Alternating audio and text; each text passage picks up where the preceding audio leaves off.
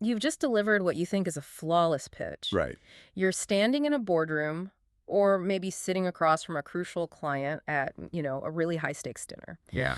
Your grammar was perfect. Your logic was completely airtight. You hit every single metric. And yet, as you finish speaking, the room is just dead. Completely flat. Exactly. You can literally feel the energy draining from the space. The interpersonal connection is entirely severed. And you're sitting there wondering, why? Because the biggest barrier to genuine connection isn't a lack of vocabulary. It is, ironically, perfect, sterile fluency. Oh, that is such a great way to put it. Right. So if you have ever walked away from a conversation feeling like you won the argument but somehow lost the room, you are in exactly the right place. Today, we're moving far beyond the baseline mechanics of communication. I see where you're coming from. And, to expand on that premise, what you're describing is this insidious trap of competence. The trap of competence. I like that. Yeah, because when people reach a certain level of professional success, they often just assume their communication skills have scaled proportionally, right? Yeah. But today, we are executing a deep dive into the architecture of what linguists call C1 strategic conversation. Yes, and for those who might be unfamiliar with the terminology, C1 refers to that highly specific sweet spot on the Common European Framework of Reference for Languages. Right, the CEFR scale. Exactly. It's the threshold where you're no longer just fluent. You are functionally native in navigating complex, high-stakes, nuanced environments. Which is an entirely different ballgame. It really is. And as communication analysts, we spend our time dissecting these hidden mechanics. We aren't looking at basic grammar rules today. We are looking at the linguistic levers of power, influence, and genuine connection. Absolutely. We are dissecting the hidden architecture of high-level English, which is, frankly, a fascinating space to occupy. It's the best space. It is.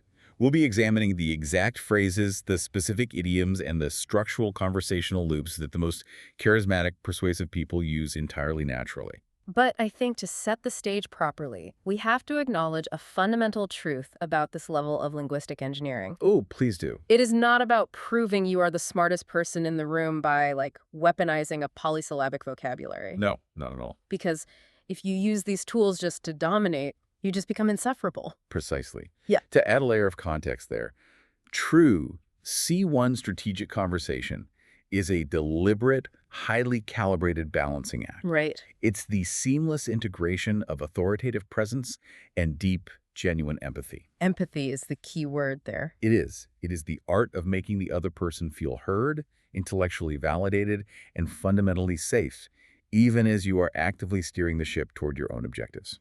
So by the end of this deep dive, if you are listening on your commute or, preparing for a major negotiation later today, you're going to walk away with a literal plug-and-play toolkit. A literal toolkit. We are handing you the exact structural frameworks and linguistic shock absorbers designed to positively crack open any professional or social interaction. I love that phrase, linguistic shock absorbers. It's what they are. So let's begin with that foundational leap, the transition from mere fluency to strategic nuance.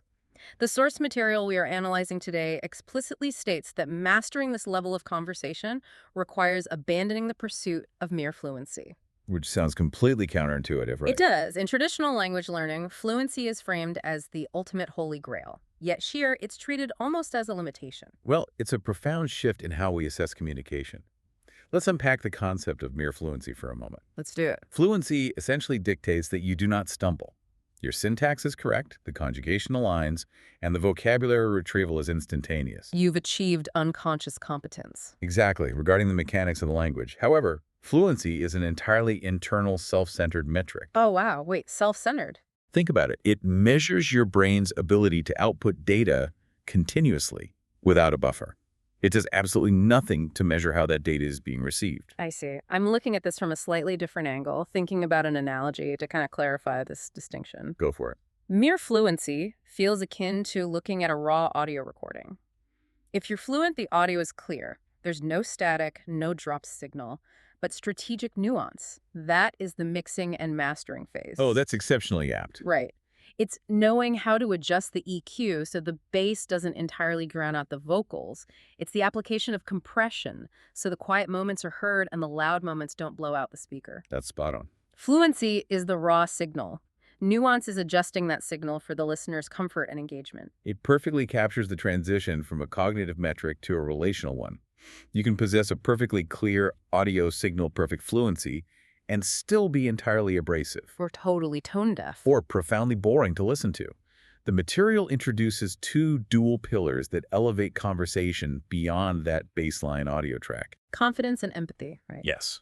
Okay. Confidence, which involves owning the physical and intellectual space, and empathy, which is the active, continuous process of making your counterpart feel intellectually safe. Intellectually safe. That's a great term. The overarching puzzle we're solving today is how specific linguistic markers can achieve both of those simultaneously. My worry here, though, and I think a lot of people feel this, is the idea of engineering empathy. Okay, I see where you're going with this. If we are utilizing specific linguistic markers to signal to someone that we are listening, doesn't the very act of engineering it risk making the speaker sound robotic? That's a very common fear. Or worse, like highly manipulative. We all know what it feels like to speak to a corporate representative who is clearly reading off an empathy script. Oh, the dreaded empathy script. It feels incredibly hollow. I am so sorry you're feeling frustrated today. It's terrible. That is a highly valid concern, though I would play devil's advocate here and suggest that structural engineering does not preclude genuine emotion. Okay, how so? Rather, it provides the safest, most reliable vessel to transmit it. Think of a master classical musician. Okay. They've practiced their scales, their arpeggios, and their structural mechanics so exhaustively that when they step onto the stage, they are no longer thinking about finger placement. Right, it's just muscle memory. Exactly. The internalized structure allows their raw, genuine emotion to be transmitted without technical failure. Ah, I see. In a high-pressure conversation, if you lack the linguistic markers of empathy, your genuine internal desire to connect might be entirely misconstrued as coldness, Just because you lack the vocabulary. simply because you lack the sophisticated vocabulary to signal that you are tracking their emotional state. So the structure prevents the misinterpretation of intent. That actually makes a lot of sense. But to avoid the robotic trap of the corporate customer service rep, we need a dynamic framework. We can't just read from a static list. No, exactly. Which brings us directly into the core methodology presented in our source material. This is referred to as the AAA method. The AAA loop. Right. This is a structural conversational loop designed to navigate tension and build rapid rapport. The three phases are acknowledge, add value, and ask. It's a brilliant framework. I want to dissect the anatomy of this loop with agonizing precision, starting with the first A, acknowledge. The text states you must validate the other person's point using a high-level collocation before introducing your own perspective. Yes. Why is this validation step so biologically critical? I know there's actual science behind this. There is. If we look at the neuroscience underpinning human interaction, validation serves a very specific biological function. It disarms the amygdala. The threat center of the brain. Precisely. When someone speaks, especially if they're presenting a nuanced argument, pitching a project, or just offering an opinion, their brain enters a state of minor subconscious vulnerability. They're putting themselves out there. They are scanning the environment for a threat, a dismissal, a blunt disagreement, or even just a sign of disrespect. But if you just jump right in, If you immediately jump in with your counterpoint, no matter how brilliant or data-backed it is, their cognitive defenses spike. right, they stop listening. They literally cannot process your brilliance because their working memory is consumed by processing the interpersonal friction. Wow. By acknowledging their point first, and doing so with highly sophisticated language, you signal, I am a safe harbor for your intellectual output. So you aren't just giving them a perfunctory, oh, I agree. You are demonstrating that you have fully digested their premise. Exactly. Which paves the way for the second A, add value. This is the moment you introduce your own nuanced perspective or introduce a pivot. But the critical instruction here is to do this gently. Yes, Yeah. gently. The linguistic mechanics of a gentle pivot versus a blunt disagreement really dictate the entire trajectory of the relationship, don't they? They do. It is the difference between an architectural expansion and a demolition. Oh, I love that. A demolition. Let's talk about the battering ram. Well, a blunt disagreement relies on the word but as a battering ram. Imagine a colleague says, we need to focus on marketing. Okay. A blunt response is, you think we should focus on marketing, but you are ignoring the supply chain issues. Ouch. Yeah, that hurts. Right. You are demolishing their conceptual building to clear ground for your own. So how does the gentle pivot work? A gentle pivot Utilizing the C1 framework, use linguistic bridges. It sounds more like, I completely see the merit in aggressive marketing. And if we expand that lens slightly, we also uncover the need to fortify the supply chain to handle that new demand. Wow, that's so smooth. You have added value without triggering their defensive reflexes. And then, crucially, you do not just drop your brilliant added value and stare at them in silence, waiting for applause. No, no, no. You must move to the third A, ask. The text refers to this as handing the baton back, utilizing an open-ended inquiry. It is the ultimate display of conversational generosity. Generosity, right. Because you've held the floor.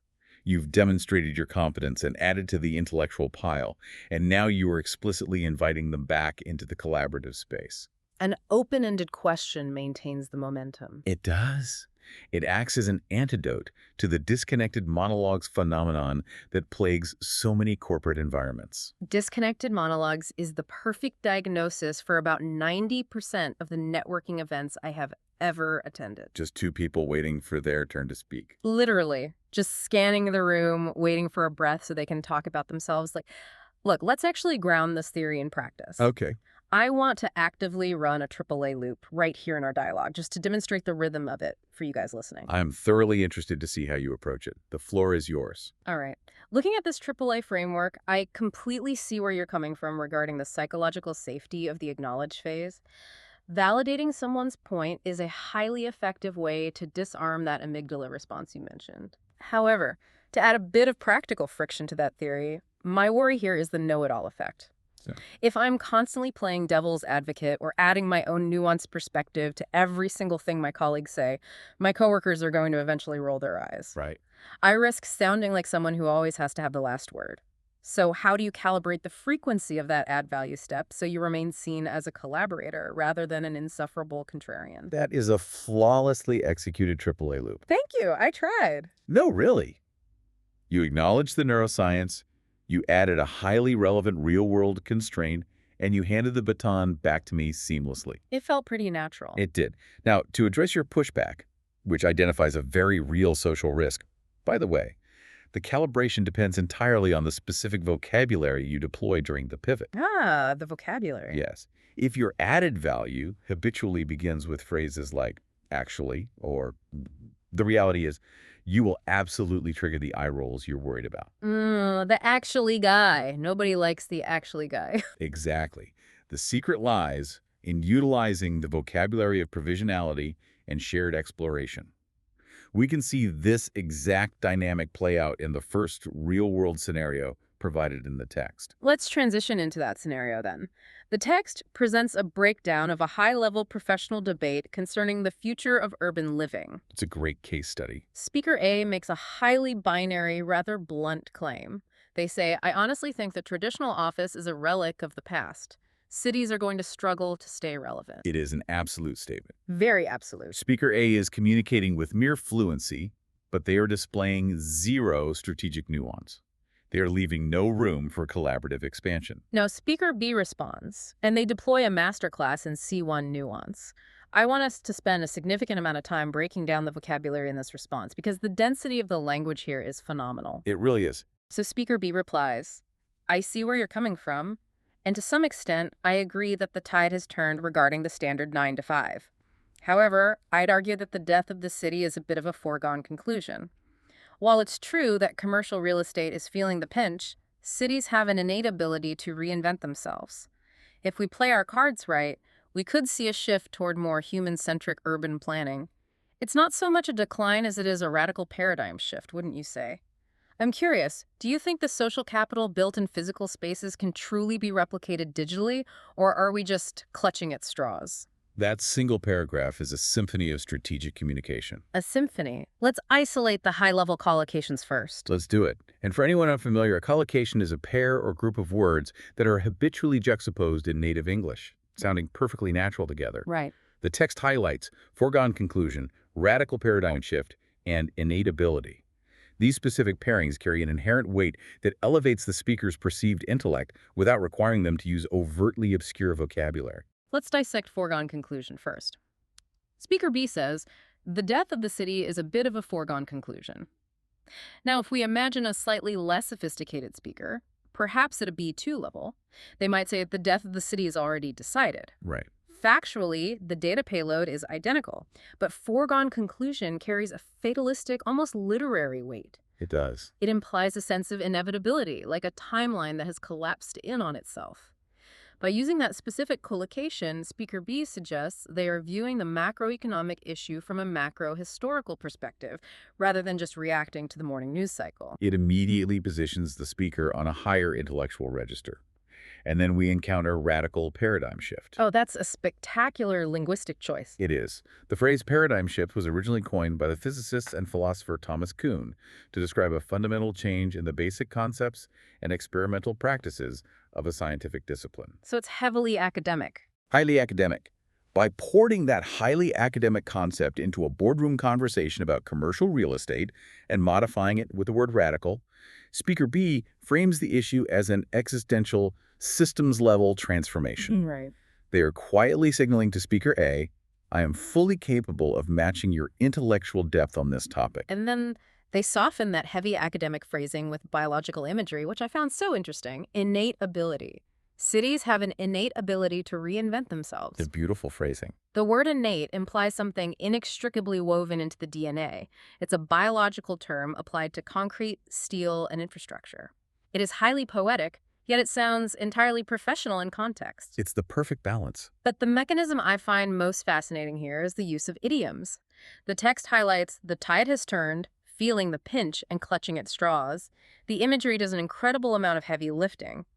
Why do these idioms succeed where standard corporate vocabulary fails? Well, standard corporate vocabulary is intentionally sterile. Sterile, yeah. Speaker B could easily have said, the trend is altered, commercial real estate is losing capital, and I wonder if attempting to replicate social capital via digital means is a desperate endeavor that will ultimately fail. I mean, I've heard that exact sentence in meetings. We all have. That sentence is perfectly grammatical and factually accurate, but it is emotionally dead. Dead. Idioms are the lifeblood of cultural resonance.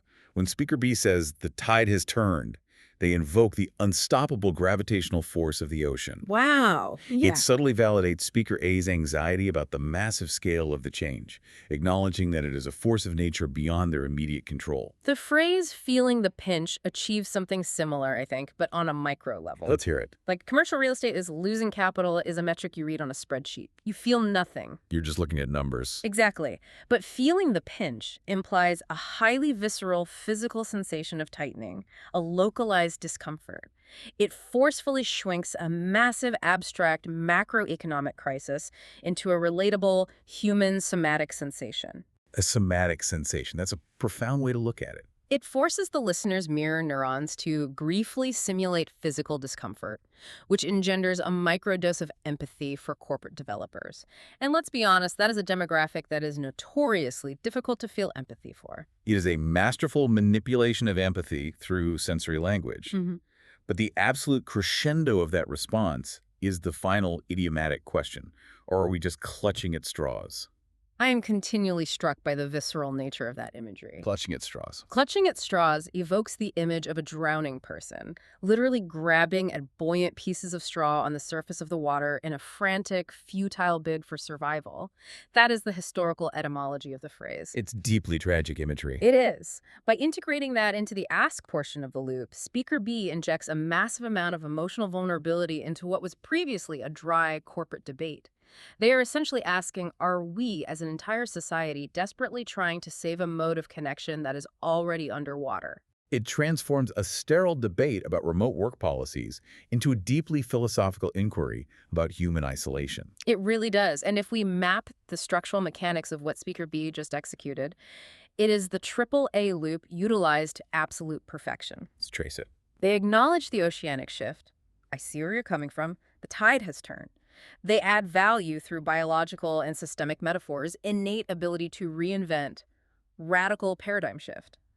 And they ask, With emotional vulnerability, can it be replicated, or are we clutching at straws? Flawless execution. What stands out to me the most about this exchange, though, is the realization that Speaker B fundamentally disagreed with Speaker A's entire premise. Completely disagreed. Speaker A declared that cities are dead relics. Speaker B countered that cities are highly adaptable organisms that will undergo a renaissance. Yet, because of the softening language, the visceral idioms, and the AAA framework, the disagreement felt entirely frictionless. It didn't feel like a fight. It felt like an organic expansion of Speaker A's thought rather than a rejection of it. So, how do we routinely engineer that outcome? How do we master the art of graceful friction without sounding combative?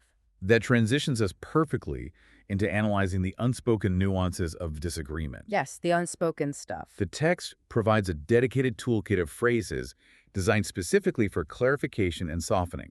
Phrases such as, "That's a valid point, though I'm playing devil's advocate here," or "I've given it much thought, but off the top of my head." Okay, let's pause there. Sure. Let's examine the psychological utility of artificially lowering expectations.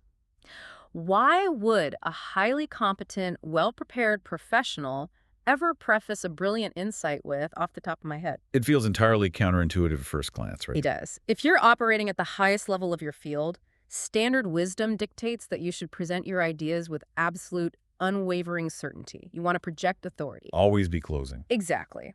However, in highly collaborative environments, absolute certainty is frequently perceived as an intellectual threat.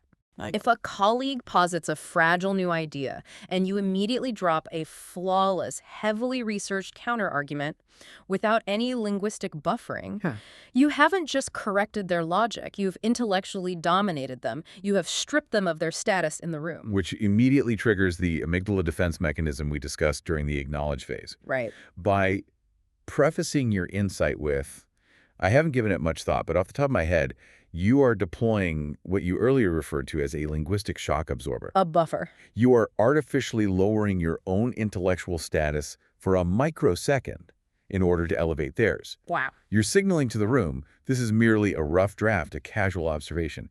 It makes your devastatingly accurate insight infinitely more palatable because it explicitly invites them to critique it.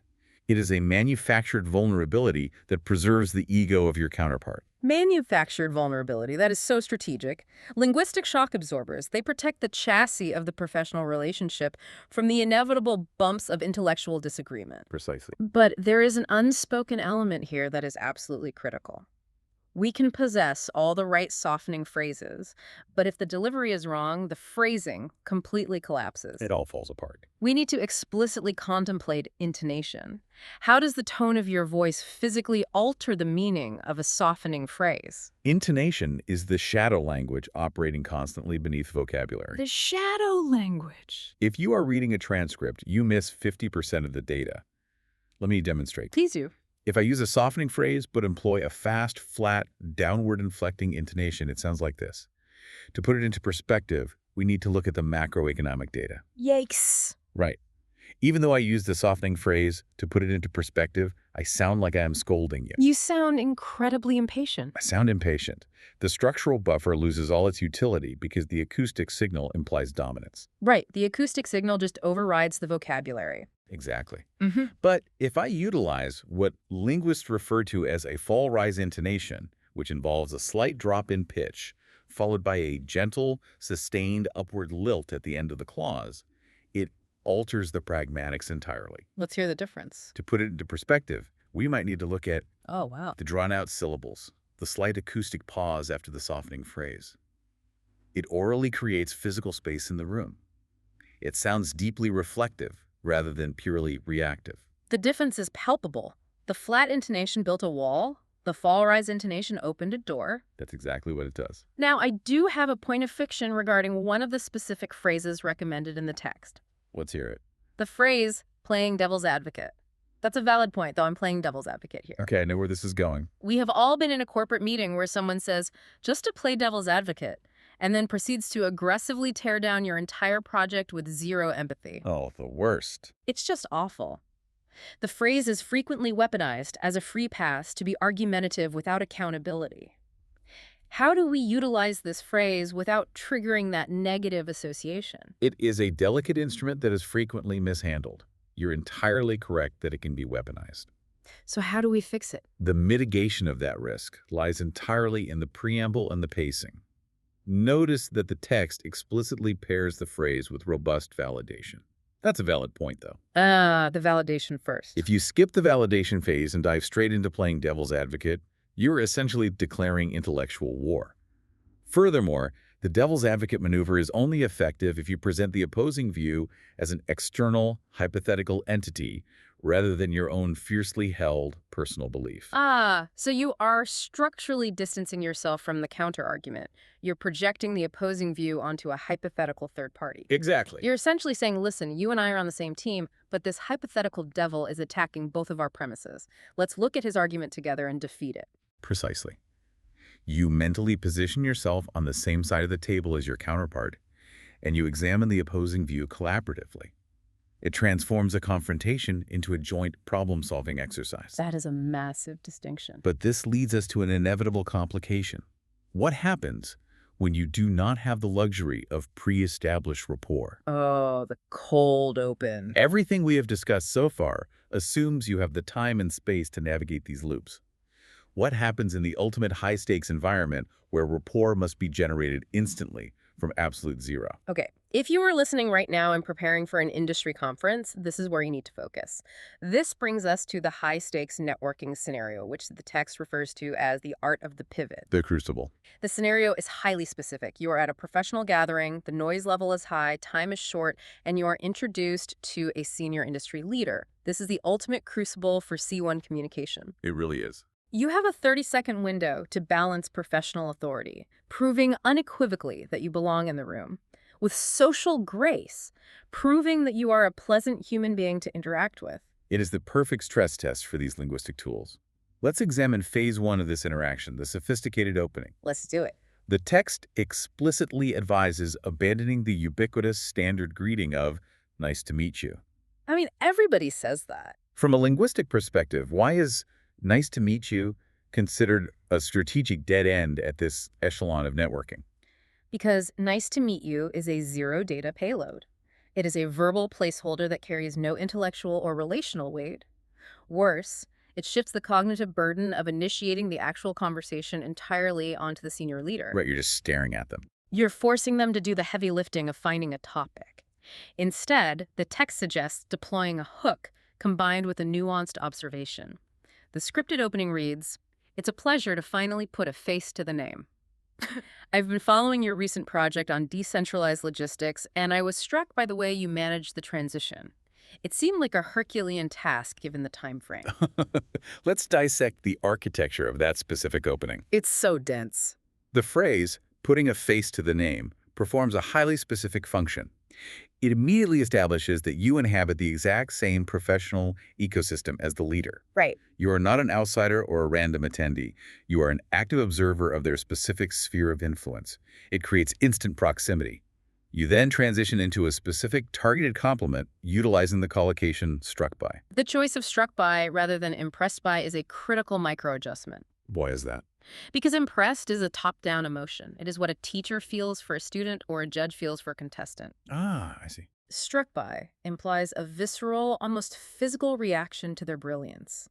It flatters them profoundly without descending into sycophancy. And then you secure your position by dropping the hammer Herculean task. The integration of Greek mythology into a modern boardroom context is a brilliant maneuver. It's so good. Herculean does not merely mean difficult. It denotes an effort that is epic, legendary, and requiring almost superhuman endurance and fortitude. By framing their recent project in this light, you are validating their struggle on a monumental scale. You are making them feel like an industry titan. And simultaneously, you are cementing your own peer status through your lexical choice. A junior, inexperienced employee might walk up and say, "Your project seemed really hard to finish." Right. A peer walks up and says, "It seemed like a Herculean task." You are claiming your right to occupy the room purely through the caliber of your vocabulary. It's a power move. Which leads us into phase two, where the senior leader responds, and you must execute the AAA loop under immense social pressure. The script provides this hypothetical response from the leader, which you then reply to. I can imagine. It's a bit of a catch-22, isn't it? You need to innovate to stay relevant, yet the very act of innovating can throw a wrench in the daily operations. I've noticed a similar ripple effect in my own work. Balancing the new with the tried and tested is a fine line to tread. The density of C1 idioms packed into that short response is staggering. Catch 22, throw a wrench in, ripple effect, fine line to tread. It is a masterclass in idiom stacking. Let's pull these apart.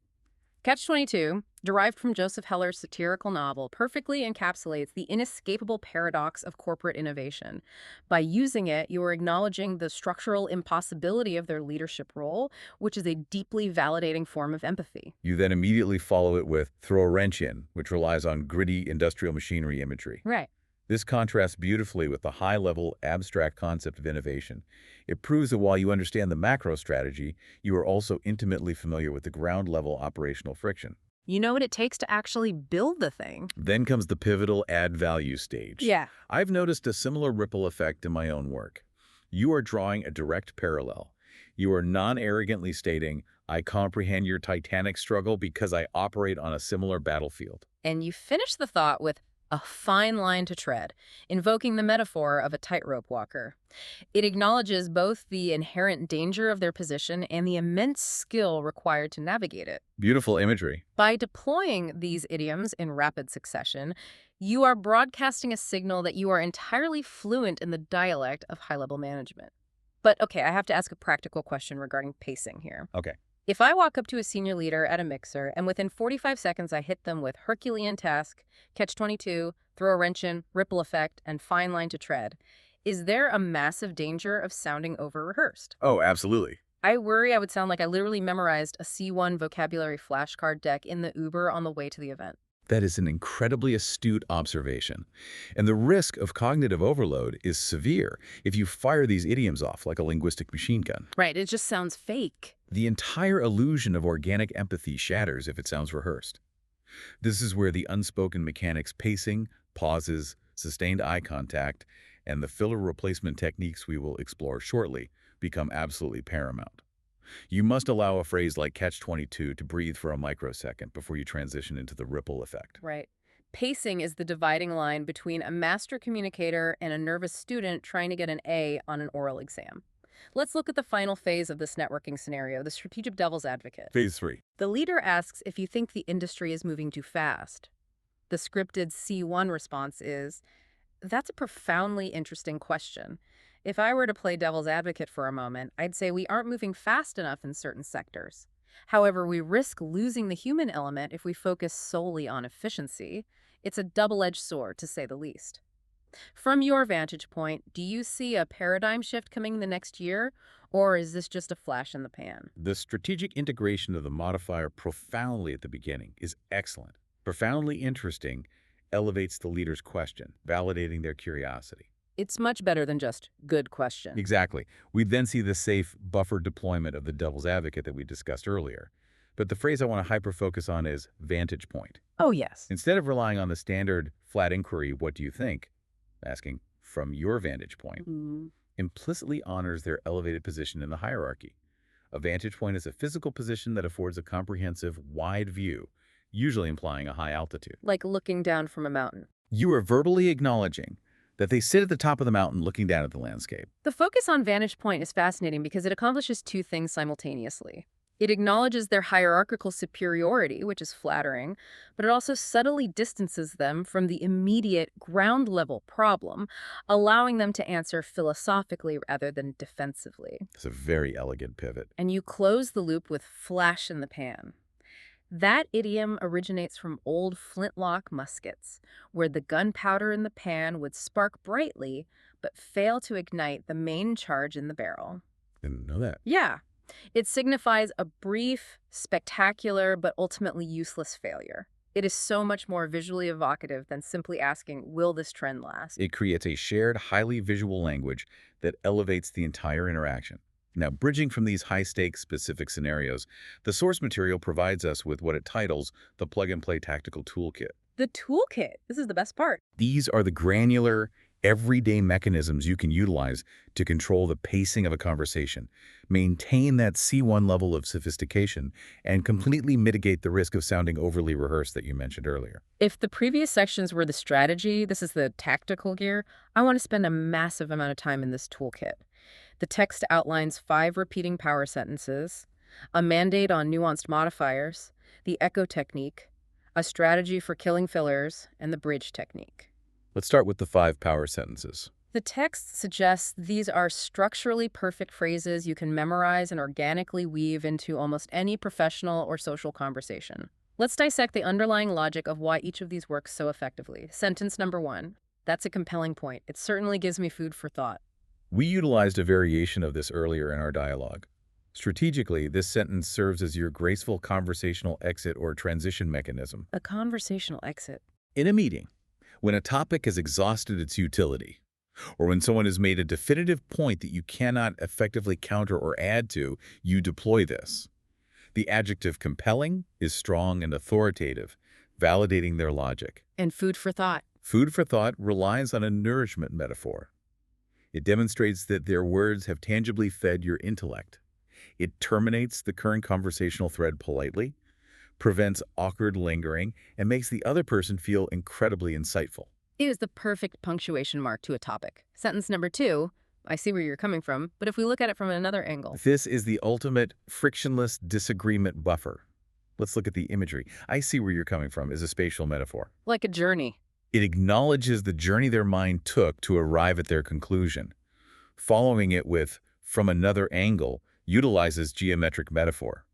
It implicitly states that their view is not inherently wrong, it is merely incomplete based on where they are currently standing in the room. That is so deeply unthreatening. It signals immense intellectual flexibility and entirely removes the sting of a personal attack from the disagreement. You are telling them the object in the center of the room is a cylinder. From their angle, it looks like a circle. From yours, it looks like a rectangle. Both are true. Exactly. Sentence number 3. To a certain extent, I agree, but there are some nuances we shouldn't overlook. I find myself needing this constantly when someone asks a reductive binary yes or no question about a deeply complex issue. Oh, high-level strategic thinkers despise binary questions because reality is rarely, if ever, binary. Never. This sentence is your escape hatch. It allows you to transition seamlessly from a forced yes or no into a complex C1 level explanation without sounding evasive or politician-like. You validate the core premise. To a certain extent, I agree, which satisfies their need for a direct answer, but you immediately claim the intellectual high ground nuances we shouldn't overlook, which grants you permission to speak at length. Sentence number 4. It's not just a matter of A, but rather a fundamental shift in B. This is your macro-level indicator. If you are in a meeting that is getting disastrously bogged down in minutia, perhaps 2 colleagues are arguing intensely over a $50 line item in a massive marketing budget, you deploy this sentence to zoom out. To save the meeting. Yes. It's not just a matter of this line item, but rather a fundamental shift in our entire Q3 resource allocation. It demonstrates that you possess the capacity to see the big picture forest, not just the individual trees. It instantly establishes you as a strategic thinker, not merely a tactical operator. And finally, sentence number 5. Off the top of my head, I'd say X, but I'd love to hear your take on it. We deeply explored the psychological utility of lowering expectations with off the top of my head. But the second half of that sentence, I'd love to hear your take on it, is pure collaborative magic. It really is. The word take is a phenomenal, casual, yet professional noun for perspective or analysis. These 5 sentences serve as the load-bearing columns of C1 strategic conversation. If you internalize the structure of these phrases, you will never find yourself trapped in an awkward silence, a binary trap, or a blunt, ego-damaging argument. It's like conversational armor. It is. But let's look at the smaller bricks that make up this architecture nuanced modifiers. The text essentially issues a strict mandate to entirely eliminate the words very and really from your professional vocabulary. This is a mandate I fully support. I am so tired of very. It's everywhere. The text suggests replacing them with adverbs like exceptionally, marginally, strikingly, or profoundly. The reliance on very is an incredibly lazy linguistic habit. Very is merely an intensifier. It adds volume to a sentence, but it adds absolutely zero flavor or precision. If you tell a colleague, that is a very good idea, it sounds patronizing. It sounds like you are patting a child on the head. But if you alter that and say, that is an exceptionally insightful suggestion, you have achieved 2 distinct upgrades. What's the first one? First, the word exceptionally implies that out of all the ubiquitous ideas presented in the room, this specific one stands apart as a statistical exception. It is a much higher tier of praise. Right. Second, by forcing your brain to drop the crutch of very, you are usually forced to upgrade the trailing adjective as well, moving from the bland good to the precise insightful. It acts as a forced multiplier for your entire lexicon. That makes total sense. I am particularly fond of marginally when it comes to expressing doubt or disagreement. Marginally is a great one. Instead of bluntly saying, that's really not going to change much, which sounds confrontational, saying, I suspect that will only marginally improve the outcome. It sounds incredibly analytical, detached, and data-driven. It entirely removes the hot emotion from the criticism, replacing it with cool quantification. Quantifying a critique is highly prized in any professional setting. Now, let's explore one of the more active, dynamic tools in the kit, the echo technique. Oh, I'm excited for this one. The text describes this as the practice of simply repeating the last 2 or 3 words of your counterpart's sentence, inflected as a question, to encourage them to elaborate without you having to formulate a new question. Okay, we need to actively role-play this so the listener can hear the rhythm of it. Let's just have a natural conversation. Okay. Talk to me about a technical challenge you've been facing recently in your linguistic research, and I will attempt to seamlessly deploy the echo technique. All right. Well, recently in our lab, I've been trying to synthesize a massive amount of linguistic data from disparate sources, and I'm finding that traditional coding software is just too restrictive for the kind of qualitative nuance I'm looking for. It's incredibly frustrating to deal with these rigid parameters. Rigid parameters. Yes, the rigid parameters of the software force you to categorize idioms into binary fields, like tagging them strictly as formal or informal, when the reality is that an idiom's tone is entirely dependent on context, intonation, and the pre-existing relationship between the speakers. Between the speakers. Exactly. If 2 close friends use a highly formal idiom ironically, the software completely misinterprets the pragmatics of the exchange. It logs it as a formal interaction, which skews the entire data set. So I'm currently looking into developing a more fluid algorithmic model that accounts for sarcasm. I have to pause right there. As you were talking, all I did was repeat your last 2 words. Yep. I exerted absolutely zero mental effort to formulate a follow-up question, yet you kept going deeper into the technical weeds, explaining the pragmatics, the context-dependent meaning of the exchange. That felt incredibly seamless. It felt incredibly validating on my end of the conversation. Really, it didn't feel like I was just parroting you. Not at all. By echoing those specific trailing words, you signaled that you weren't just passively waiting for your turn to speak. You were actively processing the very end of my thought and requesting more depth. Wow. It is a brilliant low cognitive load tool for managing the emotional tempo of an interaction, especially when you need to buy yourself a few seconds to formulate a highly articulate response. Speaking of the necessity of buying time, let's address the section on killing fillers. The text confronts the dreaded, ubiquitous and like. The hardest habits to break. They really are. It suggests replacing those vocalized pauses with metacognitive phrases such as, how shall I put it? Or let me rephrase that. When you're in a high-stakes meeting and you say, you visually and orally sound lost. Your brain is buffering, and the listener can literally see the loading wheel spinning in your eyes. Signals a complete breakdown in cognitive processing. It damages your authority. But substituting it with, how shall I put it, is a metacognitive pause. A metacognitive pause. It signals to the room that you have so many highly articulate, complex ways to express your current thought that you're simply taking a brief, deliberate moment to select the most precise, elegant option available. It frames your hesitation not as a failure of memory, but as a rigorous pursuit of excellence. Framing a lapse in memory as a pursuit of excellence is a phenomenal psychological hack. It is entirely reframing the moment. You are buying yourself the exact same 2 seconds of silent buffering time that an would give you, but the audience's perception of your intelligence is completely inverted. You appear deeply thoughtful rather than confused. And if you find yourself halfway through a complex sentence that is structurally falling apart, which happens to even the most seasoned communicators, Oh, all the time. instead of trailing off into an awkward mumble, you utilize the second phrase. Let me rephrase that. You confidently halt the sentence, wipe the linguistic slate clean, and start over. It demonstrates immense executive control over your own speech patterns. It shows you refuse to settle for a poorly constructed thought. The final tactical tool provided in the text is the bridge technique. The text instructs if the conversation hits a dead end, bridge to a new topic by saying, "That reminds me of a broader trend I've been noticing." I consider this the conversational parachute. The parachute. When an interaction stalls and a topic runs entirely dry, there's a shared, agonizing awkwardness that descends on the participants. We've all felt it. The individual who successfully bridges out of that awkward silence is subconsciously perceived by everyone as highly socially competent and commanding. By utilizing the phrase, "that reminds me of a broader trend," you retroactively justify the dead-end topic. You frame the boring topic as a necessary, logical stepping stone to a much more engaging macro conversation. You essentially rescue the interaction from a crash landing. Yeah. And if you are listening to this right now, as we review this entire tactical toolkit, the 5 power sentences, the nuance modifiers, the echo technique, the metacognitive pauses, and the bridge, I want to stress that these are not strictly reserved for corporate boardrooms. No, absolutely not. These are not just for networking with senior industry leaders at galas. This level of C1 strategic nuance is universally applicable to the human experience. That aligns perfectly with the sociological data on communication.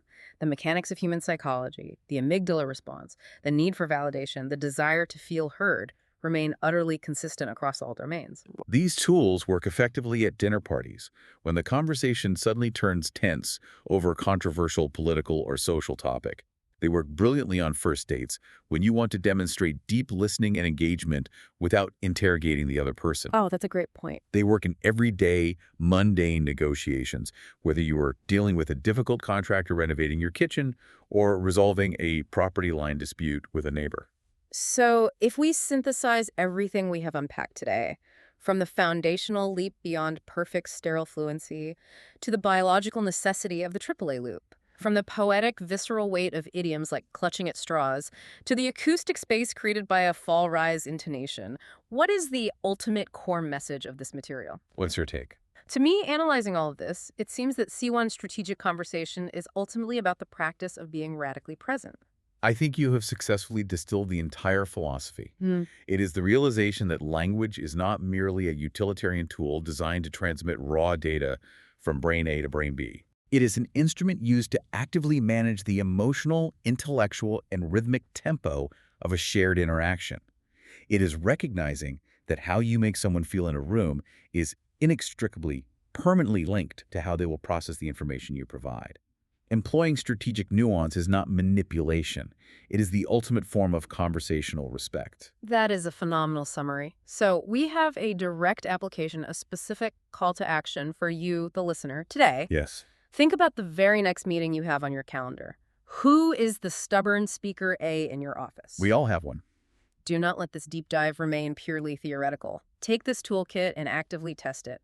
Commit to deploying just one of the 5 power sentences, perhaps "I see where you're coming from, but if we look at it from another angle," or commit to consciously running just one flawlessly structured triple loop when someone presents an idea you disagree with. Watch what happens. Watch how the physical dynamics of the interaction shift in real time. Watch how their posture relaxes. Watch how they lean in. I highly encourage immediate implementation. The only known method to move these tools from the realm of conscious competence, where they feel slightly clunky and rehearsed, into the realm of unconscious competence, where they flow seamlessly, is through relentless real-world repetition. But before we conclude our analysis, I want to leave you with a final, lingering, and perhaps slightly provocative question inspired by the depth of this text. Okay. We have spent this entire deep dive analyzing the mechanics of engineered empathy. We have discussed frameworks, linguistic algorithms, and strategic phrasing specifically designed to perfectly manage the emotional state of an interaction. Yes, we have. So here's the question to mull over on your commute. If we achieve a state where everyone masters this level of strategic nuance, if every single professional is utilizing flawless AAA loops, executing perfectly timed devil's advocate softening phrases, and deploying calculated echo techniques without a single flaw, how will we ever be able to tell the difference between someone who is genuinely, deeply empathetic to our core needs and someone who is simply executing a perfect, airtight linguistic algorithm? Wow. There's an exceptionally haunting thought and a brilliant philosophical paradox to end our analysis on. The line between genuine connection and flawless simulation becomes vanishingly thin. It has been a profoundly interesting exploration today. It certainly has. Thank you for dissecting the structural depths of language with us. Keep practicing those loops and keep searching for the nuance.